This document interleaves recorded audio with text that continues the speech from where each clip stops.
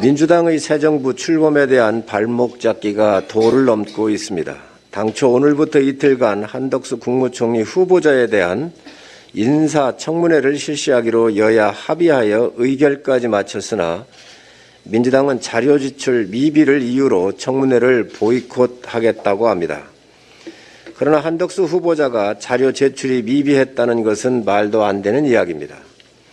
일단 이번 청문회에서는 야당의 자료 요구 건수가 상식을 초월하는 수준입니다. 이제까지 청문회 준비단에 요청한 자료는 총 1,090건이었습니다. 문재인 정부 국무총리 3분의 인사청문회 때 요구된 자료가 200에서 300건 수준이었음을 감안하면 3~4배가 넘는 자료가 요구된 것입니다. 그럼에도 한덕수 후보자 측은 거의 대부분의 자료 제출에 성실하게 응했습니다. 하지만 아무리 성실하게 자료를 제출하려고 해도 도저히 제출이 불가능한 자료들이 너무 많습니다. 돌아가신 지 40년이 지난 후보자의 부친과 모친의 부동산 거래 내역 일체, 1970년 사무관 임관 이후 봉급 내역 전부, 1982년부터 1997년까지 모든 출장 기록, 33년 전 부동산 계약서 등이 대표적인 내용들입니다. 민주당 청문위원들께서는 30년 이상 지난 부동산 계약서를 모두 가지고 계신지 묻지 않을 수 없습니다.